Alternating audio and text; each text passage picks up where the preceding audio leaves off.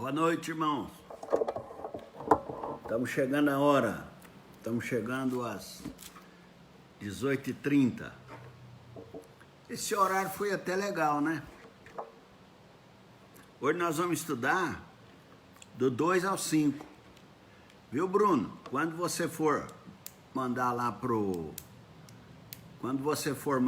pro YouTube, naquele primeiro você põe Carta de Paulo aos Tessalonicenses, primeiro aos Tessalonicenses, versículo 1. Agora você vai fazer do mesmo jeito, versículos de 2 a 5, tá bom?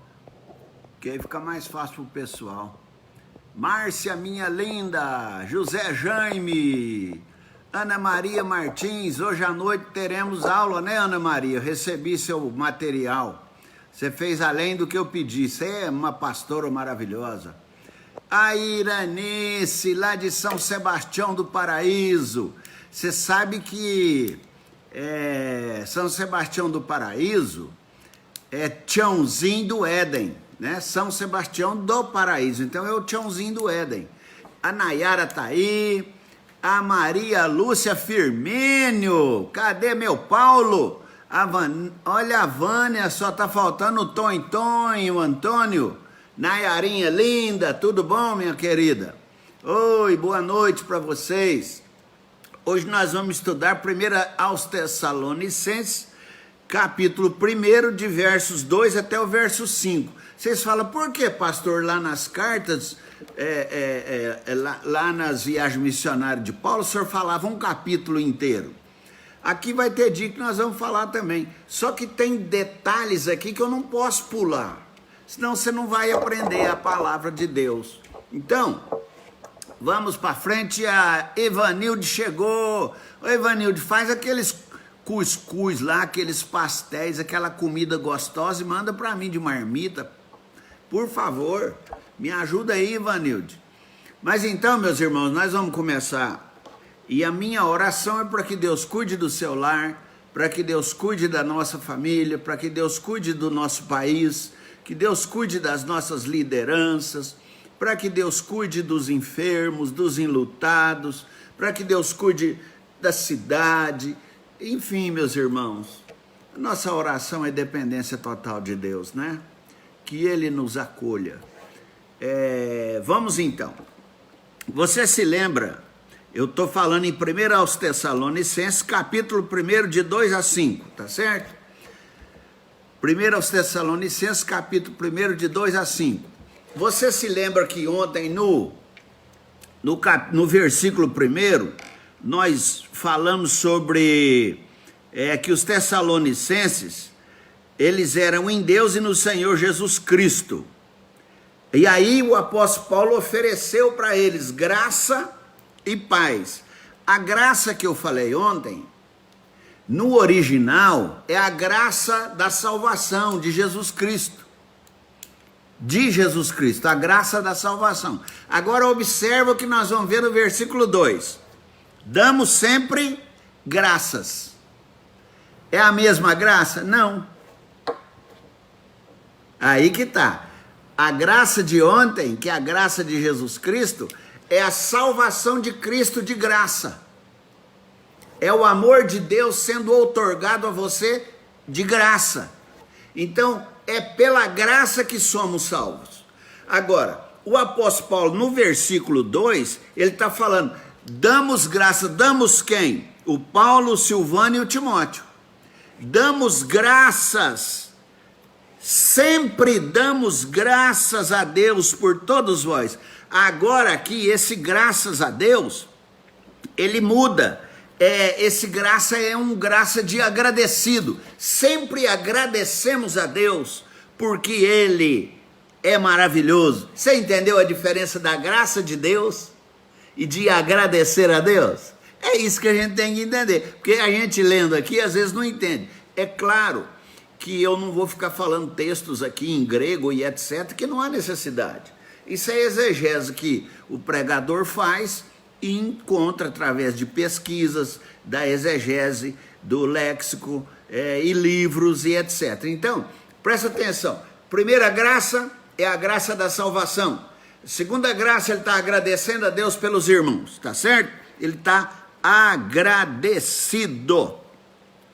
E tem uma coisa legal aqui, que nós vemos, pode observar, que ele fala assim, eu dou graças a Deus por todos vós, mencionando vocês nas minhas orações, sem cessar.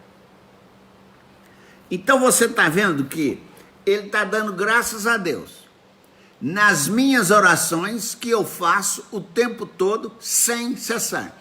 Vamos aprender isso? A gente dá graças a Deus pela vida da Ana Esther, a gente dá graças a Deus pela vida da Niete, pela vida do Celso Nogueira, pela vida da Nayara, pela vida da Ivanilde, pela vida da Vânia, pela vida da Maria Lúcia, do Paulo, pela vida da Iranice, da Lenice, da Ana Maria, do pastor Disseu, da Cárita, da Márcia, das crianças. Vamos dar graças a Deus por esses irmãos, dar graças a Deus pelos pastores, dar graças a Deus. Então, isto é, dar graças a Deus pelos irmãos. E o apóstolo Paulo, ele está exatamente dando graças a Deus pela Thelma lá de Goiás, que é uma irmã em Cristo. Paulo está dando graças a Deus pelos irmãos que ele tinha. E ele está falando, eu dou graças a Deus orando por vocês. Sabe aquela conversa fiada que às vezes nós crentes temos? Eu vou orar por você. Eu parei com isso. Quando eu falo assim, estou orando por você, eu oro antes de falar para a pessoa, porque senão é mentira. Tá certo, Celso? Então a gente não pode ficar falando, então ora mesmo, ore por mim, mas ore mesmo. Eu estava falando com a Renata Calil essa semana que passou, e ela inclusive estava discutindo comigo sobre isso. É mesmo, né, pastor? Agora eu já pego e já oro na hora com a pessoa. Eu não espero, não. Então dê graças a Deus pelos irmãos e ore com os irmãos. O apóstolo Paulo estava dando graças a Deus pelos irmãos Tessalonicenses, correto? E aí, vem aqui no versículo 3, o apóstolo Paulo, ele está falando que eu dou testemunho de vocês. O testemunho de vocês é muito legal.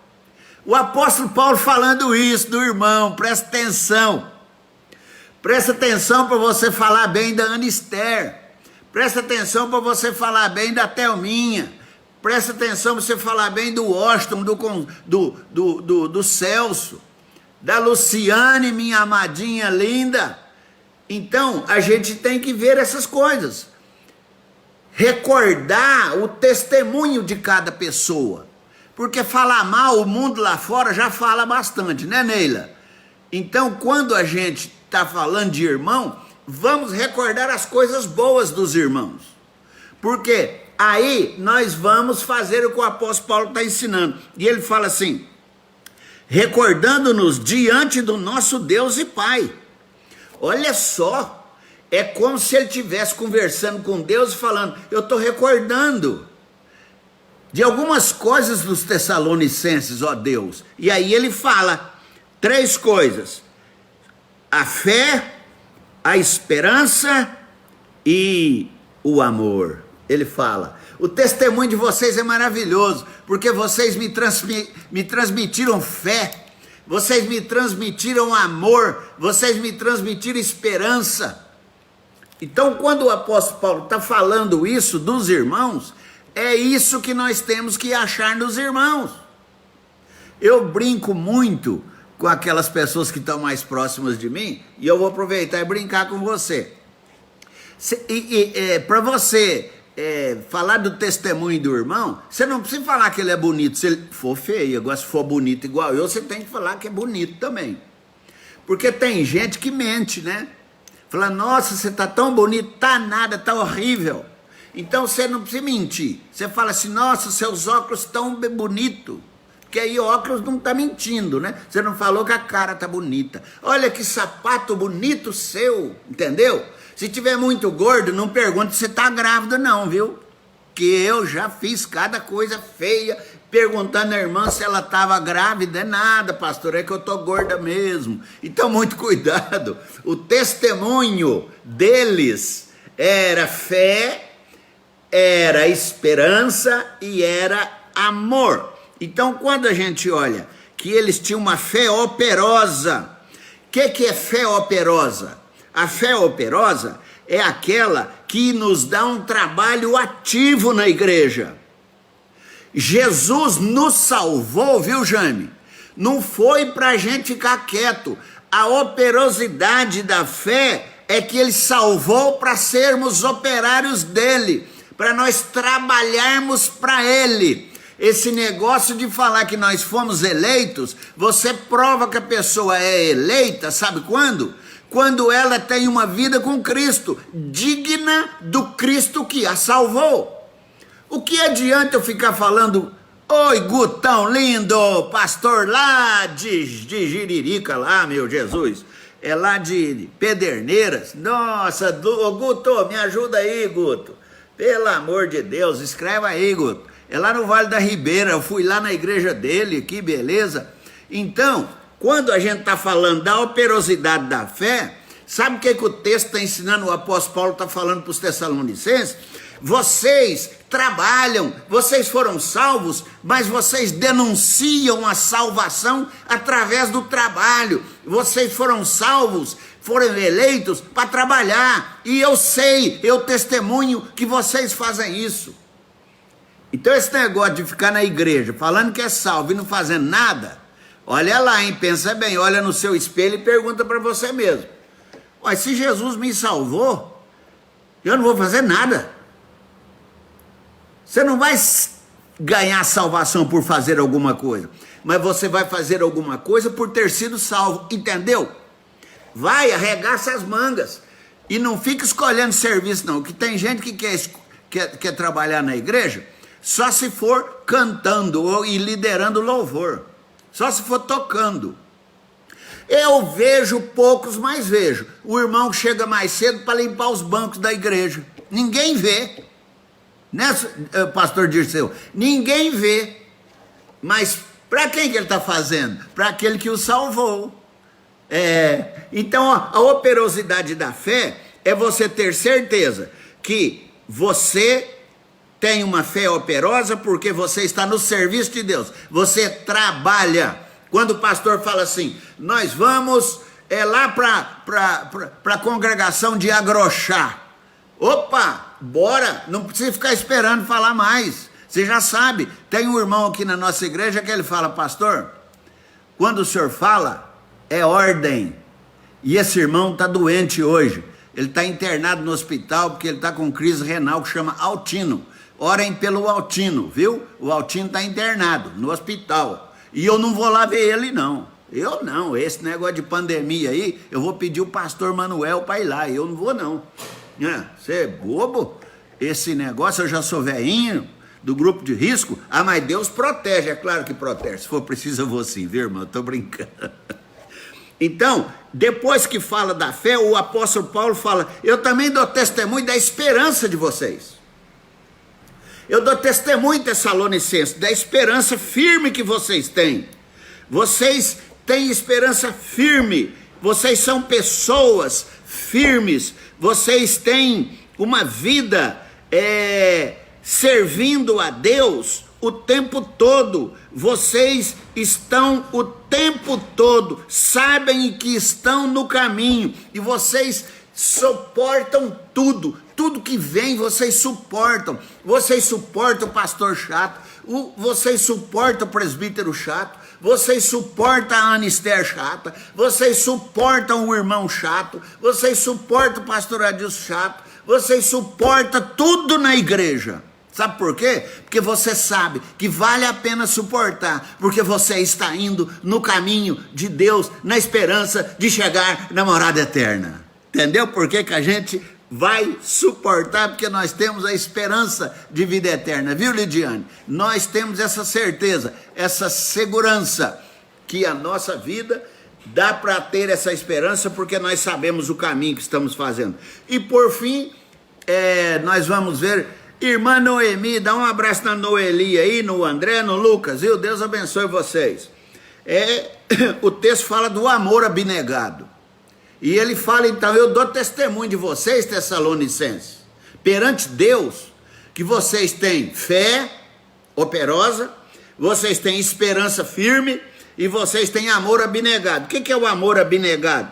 É aquele amor que você faz o esforço mesmo, que você sua, que você fadiga, que você faz para Cristo, porque o amor ao próximo, fazendo ao próximo, você está fazendo a Cristo.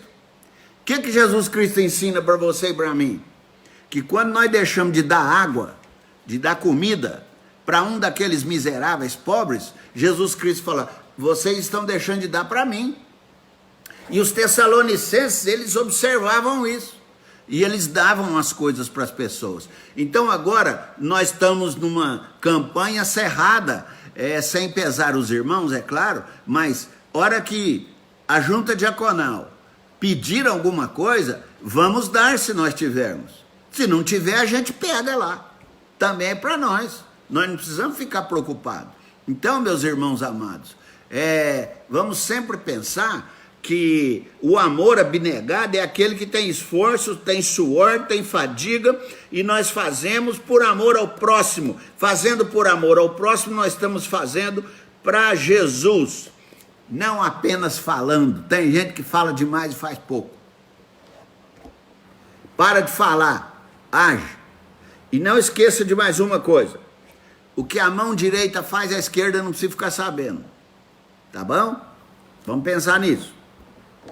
Eu encerro falando da eleição, porque o apóstolo Paulo, no versículo 5, que é o final nosso, ele fala, vocês foram eleitos para servir, vocês foram eleitos para ajudarem, vocês foram eleitos para se santificarem, vocês foram eleitos para obedecerem, vocês foram eleitos para estimularem, vocês foram eleitos para não viver o comodismo, mas buscar cada dia a santificação. É para isso que você foi eleito. Você não foi eleito para, agora eu me batizei, eu sou presbiteriano, eu sou reformado, eu fui eleito e eu não vou pagar minhas contas, eu vou dar uma volta por aí, para me prostituir, eu vou dar uma volta por aí para mentir. Não, você não foi eleito para isso não. Não, se você estiver fazendo isso, tome cuidado. Tome cuidado, esse negócio de falar eu fui eleito, porque a gente conhece a árvore pelos frutos. Dê testemunho. E o apóstolo Paulo, o Timóteo, o Silvano, que é o Silas, estão falando isso para você hoje. Amanhã nós vamos dar sequência no versículo 6 em diante, mas é muito bonito. Que Deus te abençoe, que Deus me abençoe, que Deus abençoe a todos nós, e muito obrigado por todos, pelo carinho, pelo amor. Um beijo para você de longe, um sorriso de longe e um abraço de longe. Para aqueles que vão ter aula de homilética, até daqui a pouco. Um grande beijo para vocês.